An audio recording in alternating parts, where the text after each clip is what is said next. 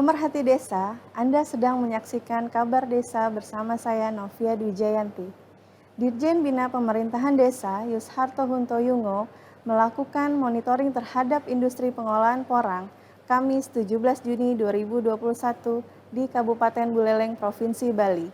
Yusharto berharap PKK dan Asosiasi Penghimpunan Porang dapat menjajaki peluang untuk bisa menjadi bagian dari proses atau peningkatan produksi porang di Indonesia.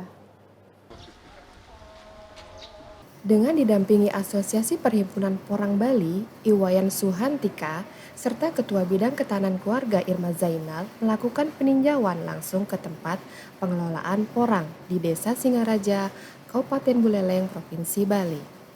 Dalam kesempatan tersebut, Dirjen Bina Pemdes Kemendagri Yusharto Huntoyungo mengatakan pengelolaan porang tersebut dapat memberikan manfaat secara ekonomi baik kepada petani maupun masyarakat yang ada di sekitar industri porang.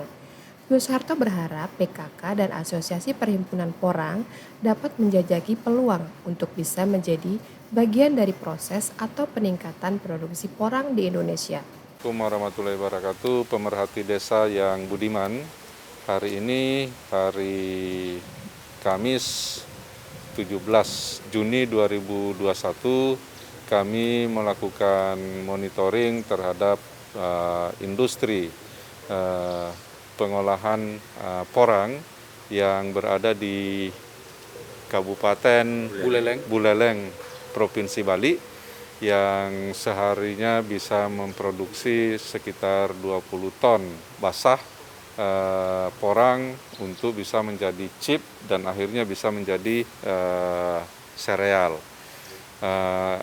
Kegiatan ini sangat-sangat memberikan manfaat secara ekonomi baik kepada petani maupun masyarakat yang ada di sekitar industri porang.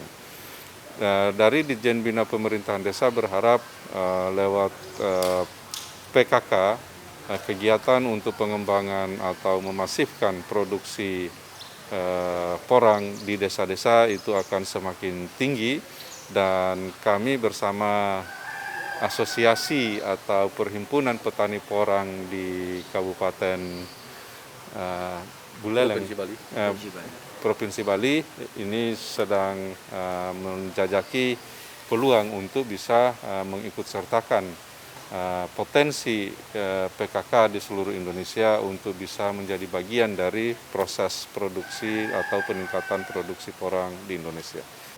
Dalam kesempatan yang sama, Ketua Asosiasi Perhimpunan Porang Bali, Iwayan Suhantika menyambut baik kunjungan Ditjen Bina Pemdes Pemerintahan Desa. Iwayan menambahkan dengan melalui program PKK dapat memberikan pelatihan-pelatihan kuliner yang dapat mengolah umbi porang basah menjadi panganan Nusantara. Dalam hal ini dari kami bisa memberikan saran kolaborasi antara budidaya porang yang mungkin bisa masuk dalam program PKK. Ini sangat bagus sekali, terutama bukan hanya di budidayanya. Budidaya mungkin bisa ibu-ibu yang di pekarangan rumah bisa menanam porang, kemudian terutama di hilirisasi.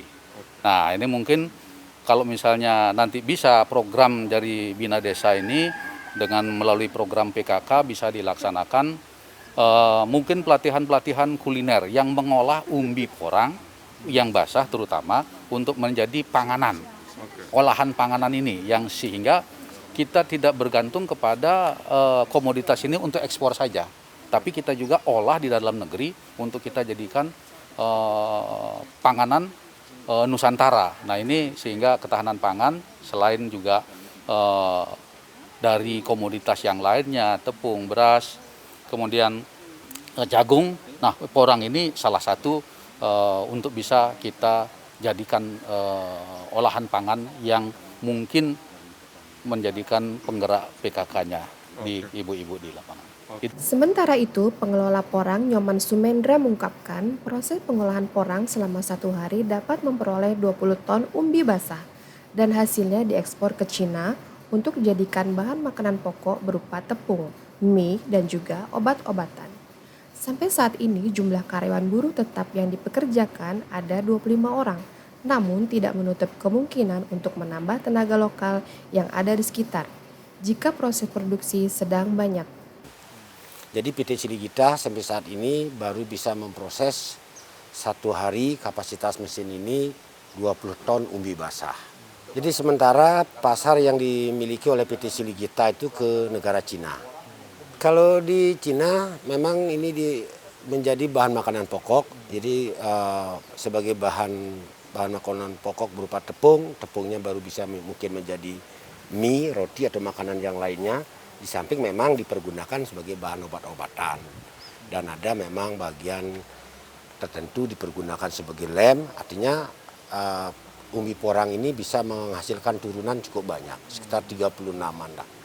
Karyawan buruh tetapnya PT Ciligita memiliki 25, tapi tidak tertutup kemungkinan pada saat kita memang melakukan proses yang cukup banyak, kita menambah tenaga dan kita hanya mempergunakan sementara tenaga lokal yang ada di sekitaran pabrik. Diharapkan ke depannya petani porang memiliki nilai ekonomi yang semakin tinggi sehingga dapat menekan urbanisasi. Dari Provinsi Bali, TV Bina Pemdes melaporkan. Anda telah menyaksikan kabar desa untuk edisi hari ini.